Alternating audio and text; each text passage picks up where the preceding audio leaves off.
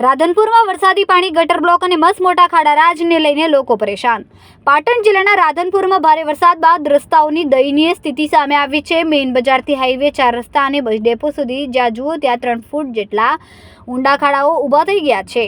શેઠ કેબી high school road અને post office માર્ગ પર વાહન ચાલકો જીવના જોખમે પસાર થવા મજબૂર છે. બાઇક ચાલકો કમરના દુખાવાથી પીડાઈ રહ્યા છે અને તો કાર અને રિક્ષા ચાલકોને અકસ્માતનો ડર સતાવે છે.